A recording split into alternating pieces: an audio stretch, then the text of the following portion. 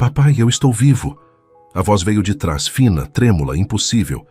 Guilherme Albuquerque Meireles estava de joelhos diante do túmulo da filha quando ouviu as 3 palavras que não deveriam existir. Virou-se devagar, ainda ajoelhado na grama úmida do cemitério da Consolação, e viu o menino parado a 5 metros de distância. Cabelos castanhos despenteados, tênis sujos de terra, um carrinho de brinquedo vermelho gasto apertado contra o peito magro, e os olhos. Verdes profundos, idênticos aos de Gabriela, exatamente como os de Sofia. O mundo de Guilherme desabou pela segunda vez em 1 ano. 52 domingos. Esse era o número exato de vezes que ele repetira aquele ritual. Ala oeste, 9 da manhã, girassóis murchos na mão esquerda, culpa esmagadora no peito. A lápide de mármore branco guardava 2 nomes que deveriam estar vivos: Gabriela Meireles, Sofia Meireles, esposa morta no parto, filha de 5 anos devorada pelas chamas. Guilherme conhecia cada palavra que diria antes mesmo de abrir a boca. Oi, princesa, papai está com saudades. Sempre as mesmas frases, sempre o mesmo vazio respondendo de volta. Naquela manhã de outubro, o céu de São Paulo tinha a cor de concreto molhado. Ele vestia o terno azul marinho que usava todos os domingos. Não por escolha, mas porque escolher roupa exigia energia que ele não tinha mais. Nos bolsos, migalhas de biscoito que Sofia guardava. Ele nunca os limpava. Tinha ajoelhado na grama, trocado as flores mortas pelas que morreriam em dias. Tocou o mármore gelado com a ponta dos dedos, sentindo a textura polida sob a pele calejada de assinar contratos que não importavam. Fechou os olhos. Tentou, como sempre tentava, ouvir a risada dela. Aguda, cristalina, perdida para sempre. Papai, promete que nunca vai me deixar. Prometo, minha princesa. Mas ele tinha deixado. 3 horas longe de casa para resolver um problema de trabalho que podia esperar. 3 horas que custaram uma vida. O incêndio começou por um curto-circuito. Sofia estava tirando uma soneca. Dona Zulmira, a governanta, tentou entrar, mas as chamas haviam tomado o 2º andar. Quando os bombeiros trouxeram o corpo envolto em lençóis, Guilherme simplesmente desabou no meio da rua. Isso foi há 1 ano. Desde então, ele vivia no automático. Acordava porque o despertador tocava. Comia porque Dona Zulmira colocava comida na frente dele. Assinava contratos porque Eduardo, seu sócio, empurrava documentos sob seus olhos vazios. Dirigia a Meireles Incorporações, um império de construção civil que valia centenas de milhões, como um fantasma operando uma máquina. A mansão no Jardim Europa, com seus 800 metros quadrados, era um mausoléu. O quarto de Sofia permanecia intacto. Bichos de pelúcia organizados por tamanho, desenhos pregados com fita adesiva, o cheiro de talco infantil que ele borrifava toda semana para não esquecer. Ele raramente entrava lá. Quando entrava, não conseguia sair por horas. Gabriela tinha morrido antes. Complicações no parto das gêmeas. Uma das bebês não resistiu. Sofia sobreviveu. Guilherme passou os 5 anos seguintes construindo tudo em torno dela. Dispensou babás. Cozinhava com ela aos sábados. Levava para a escola todas as manhãs. Virou pai em tempo integral. E quando o fogo levou Sofia, levou junto o único motivo que Guilherme tinha para continuar vivo.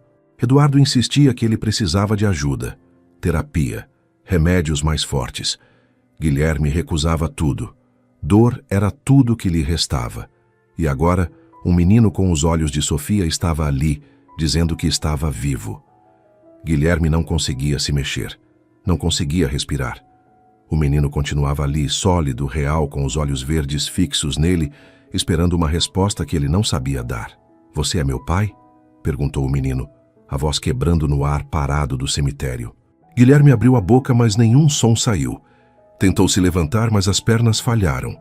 Apoiou-se na lápide, o mármore gelado queimando sua palma.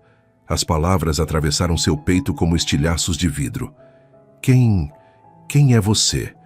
conseguiu dizer, a voz rouca saindo como estilhaços.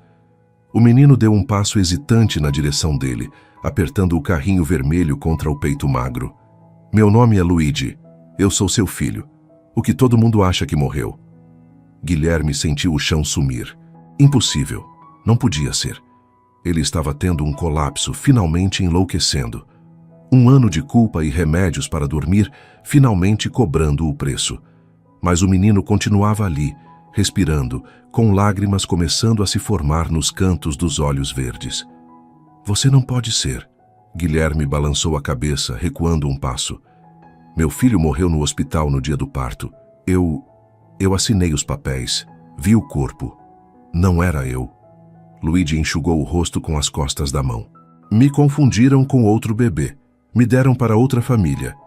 As palavras flutuavam no ar como fumaça, sem forma, sem sentido. Guilherme piscou várias vezes, esperando que a alucinação se desfizesse, mas o menino continuava ali, com uma intensidade que cortava.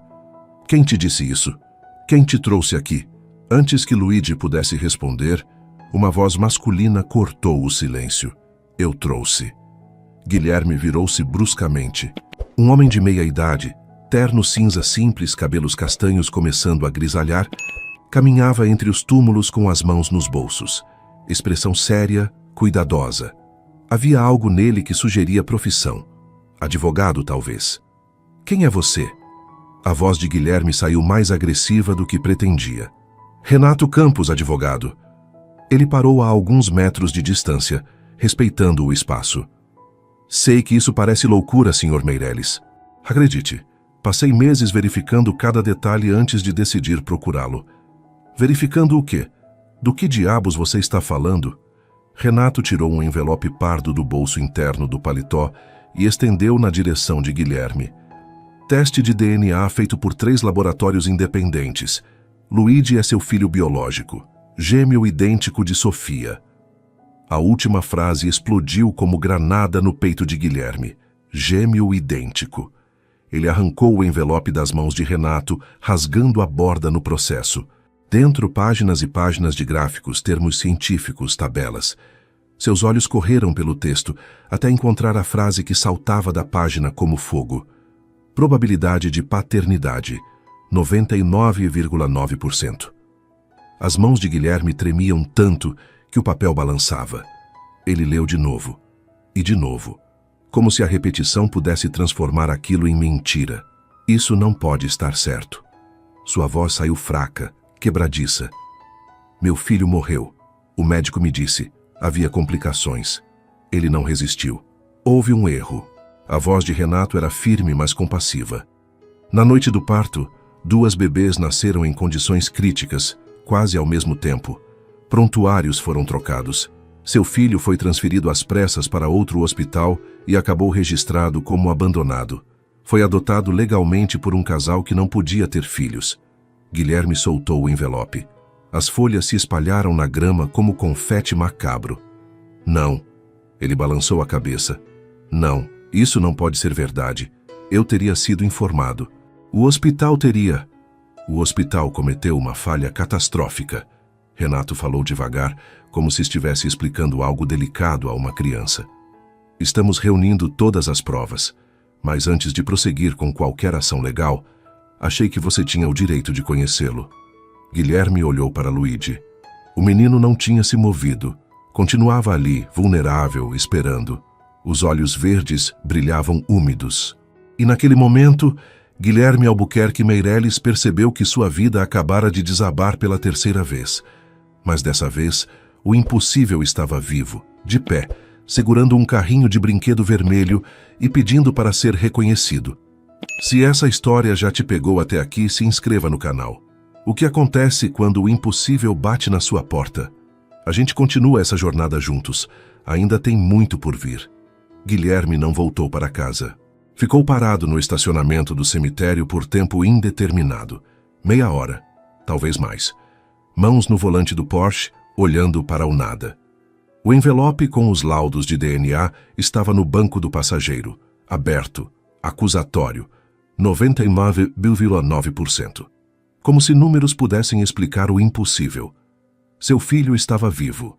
Ou melhor, um de seus filhos estava vivo. O que ele acreditara morto por 6 anos. O que jamais conhecera. O que carregava os olhos de Gabriela e o rosto de Sofia. Mas era um estranho completo. Ele ligou o carro. Não sabia para onde ir. A mansão no Jardim Europa parecia absurdamente errada agora. Um mausoléu construído sobre uma mentira. O quarto de Sofia intacto, as fotos emolduradas, os rituais de luto. Tudo baseado na certeza de que restava apenas uma filha e que essa também havia partido. Mas e se estivesse errado? E se Sofia tivesse sido a que morreu no parto e Luigi o que sobreviveu? E se ele tivesse passado 5 anos amando o filho errado?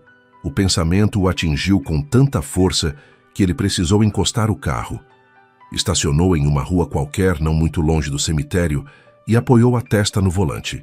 Não, isso não fazia sentido. Sofia era Sofia. Ele a conhecia. Cada sorriso, cada gesto, cada palavra era dela. Mas Luigi também era dele, biologicamente, geneticamente, 99,9%. O celular vibrou no bolso. Mensagem de Eduardo. Reunião às 14 horas com a construtora. Preciso de você aqui. Urgente. Guilherme olhou para a tela, depois para o envelope no banco, depois para o relógio no painel. 11h37. Ele digitou o número que estava no cartão deixado sobre a lápide. 3 toques. Renato Campos. Sou eu, Guilherme Meirelles. Pausa breve do outro lado. Senhor Meirelles. Não esperava que ligasse tão rápido. Nem eu.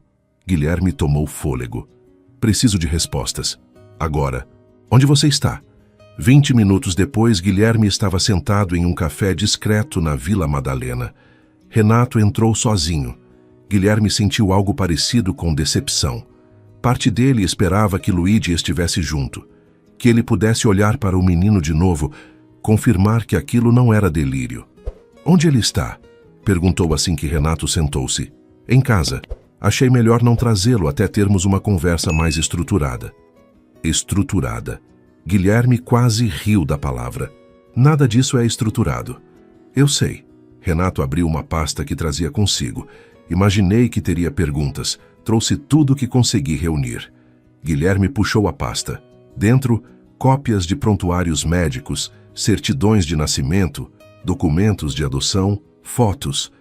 Muitas fotos. Luigi bebê no colo de um casal que Guilherme não conhecia. Luigi criança soprando velas de aniversário. Luigi sorrindo em uma pracinha segurando o carrinho vermelho. Ele tocou uma das fotos. A semelhança com Sofia era brutal.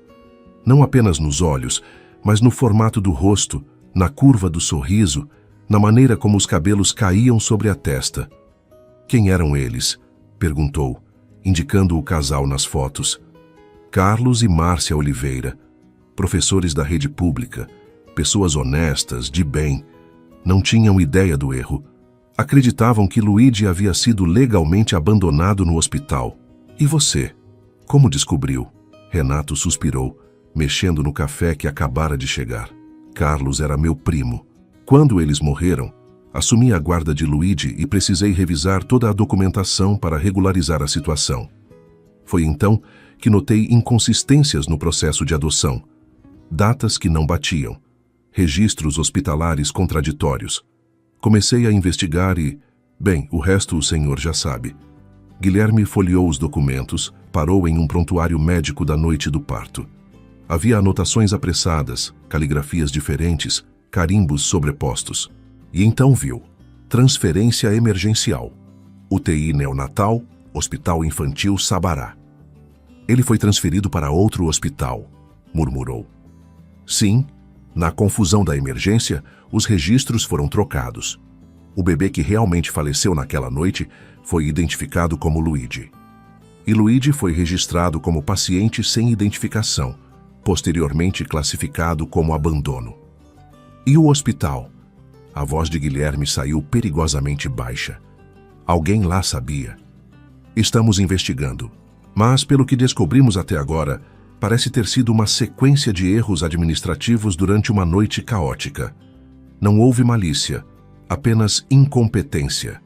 Guilherme fechou os olhos. Incompetência. 6 anos de vida roubados por incompetência. Ele me observou por semanas, disse finalmente. Você disse isso.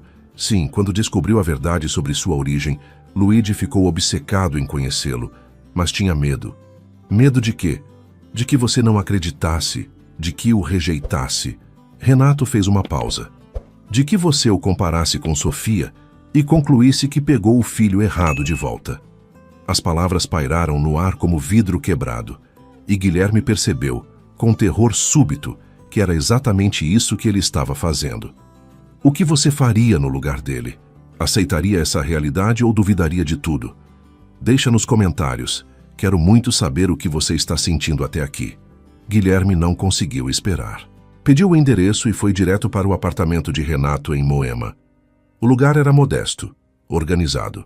Paredes brancas, móveis funcionais, estantes repletas de livros jurídicos.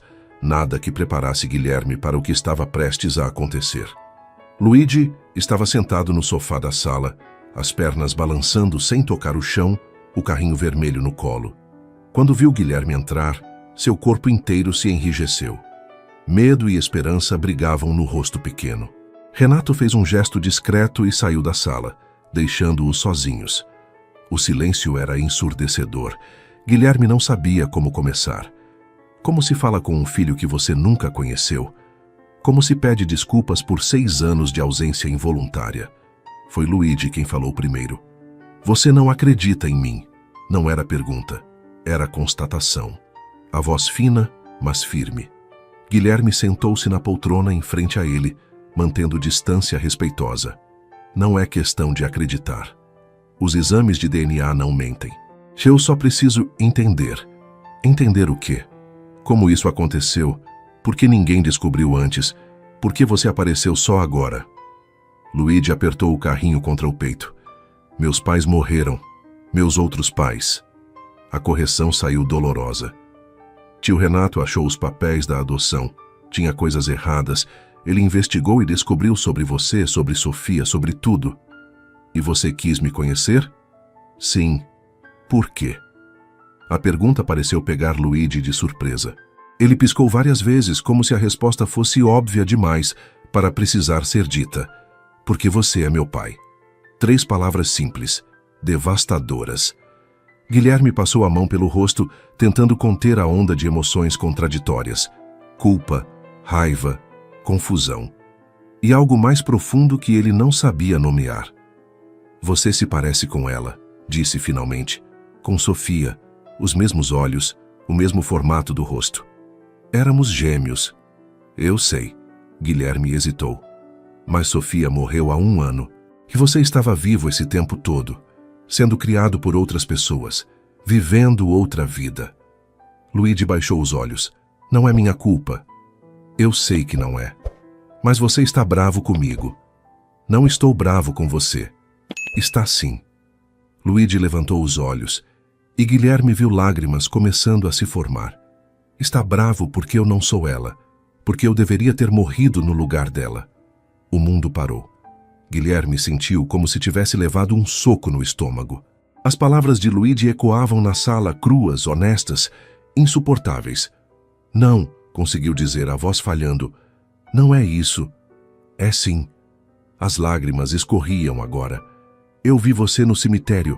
Todo domingo, você levava flores para ela, falava com ela, chorava por ela. Luigi enxugou o rosto com as costas da mão. Ela tinha você. Teve 5 anos com você. Eu não tive nada. Guilherme sentiu algo rachar dentro do peito. Não era raiva. Era algo pior. Era a verdade. Porque Luigi estava certo. Parte dele, a parte egoísta quebrada, ainda presa no luto, desejava que fosse Sofia sentada ali. Desejava que o milagre tivesse trazido de volta a filha que conhecera, não o estranho com o rosto dela.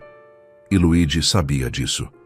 Uma criança de 6 anos sabia disso.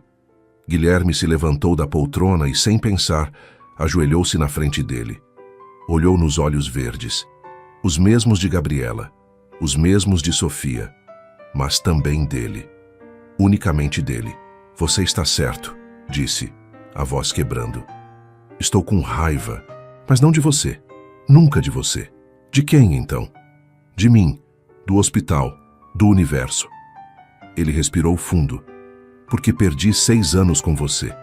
Porque quando você nasceu, Me disseram que você tinha partido e eu acreditei. Não lutei, não questionei, apenas aceitei. Luigi o observava com atenção total, as lágrimas ainda molhando o rosto. E então Sofia veio, continuou Guilherme. E eu coloquei nela todo o amor que tinha. Cada segundo, cada respiração. E quando a perdi, achei que tinha perdido tudo. Mas não perdeu, Luigi sussurrou. Não. Guilherme balançou a cabeça. Não perdi, porque você está aqui. Fez uma pausa. A mais difícil da sua vida. Mas isso não torna as coisas mais fáceis. Torna tudo mais complicado. Porque agora sei que enquanto eu amava Sofia, você estava em outro lugar, com outra família, e eu nem sabia que existia. Sua voz tremeu. Como eu perdoo isso? Como eu olho para você e não penso em todos os aniversários que perdi? Todas as noites que não te coloquei para dormir? Luigi ficou em silêncio por um longo momento. Depois, com a sabedoria estranha que só crianças têm, disse: Eu não vou fingir que não dói. Mas eu vim aqui porque ainda dá tempo. E naquele momento, Guilherme entendeu. Não era sobre substituir, era sobre recomeçar.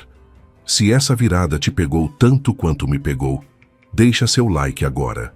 Histórias assim precisam ser sentidas juntos. Guilherme não soltou o olhar de Luigi imediatamente. Ficaram assim por alguns segundos, pai e filho conectados por um fio invisível, frágil, recém-tecido. Quando finalmente se separaram, algo no ar havia mudado. Não era aceitação completa, não era cura, mas era um começo. Renato voltou à sala trazendo 2 copos de suco de laranja e um café.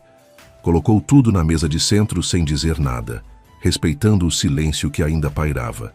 Guilherme sentou-se novamente na poltrona. Mas agora a distância não parecia tão intransponível. Luigi segurava o carrinho vermelho com menos força, os ombros menos tensos. Preciso saber de tudo, disse Guilherme, finalmente olhando para Renato. Todos os detalhes. O que aconteceu naquela noite no hospital, quem foi responsável, tudo. Renato assentiu, tirando uma pasta mais grossa da estante próxima. Vou te passar tudo que consegui reunir, mas preciso te avisar, é pesado. Não foram apenas erros administrativos, houve manipulação deliberada. Guilherme sentiu o sangue gelar. O quê? Havia uma enfermeira, Renato começou escolhendo as palavras com cuidado. Conceição Almeida, tia da outra bebê que realmente faleceu naquela noite. Quando percebeu que sua sobrinha estava perdendo o filho, trocou os prontuários durante o caos da emergência. Registrou Luigi como o bebê que havia partido, e o sobrinho dela como o que sobreviveu. Guilherme fechou os punhos. E ninguém questionou, ninguém verificou. Foi uma noite de múltiplas emergências obstétricas. 3 partos complicados ao mesmo tempo. A equipe estava exausta. Quando Luigi precisou ser transferido para a UTI neonatal de outro hospital, os registros já estavam adulterados. Simplesmente seguiram o que estava nos papéis. E depois? Quando a mãe da outra bebê morreu, Conceição entrou em pânico. Não teve coragem de corrigir o erro.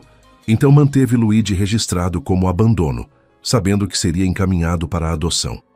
Renato fez uma pausa. Segundo depoimentos de colegas de trabalho que consegui, ela nunca mais foi a mesma depois daquilo. Desenvolveu depressão severa. Pediu afastamento. 2 anos depois, foi diagnosticada com câncer terminal. Guilherme queria sentir satisfação. Queria sentir que houve alguma justiça cósmica, mas tudo o que sentia era vazio. Onde você estava morando? Guilherme perguntou diretamente a Luigi, tentando trazer a conversa de volta para o que importava. Aqui com o tio Renato. E antes do acidente em Santana, num apartamento pequeno. Luigi falou baixinho, acariciando as rodas do carrinho vermelho. Tinha 2 quartos. Eu dividia o meu com prateleiras de livros. Mamãe Márcia era professora de português. Dizia que casa sem livro não era casa. A descrição simples atingiu Guilherme com força inesperada. Aquela criança tinha tido uma vida inteira que ele não conhecia. Pais que o amaram, rotinas, memórias, uma infância que não incluía ele. Você era feliz lá? A pergunta saiu antes que pudesse pensar se era apropriada. Luigi assentiu, os olhos ficando vidrados.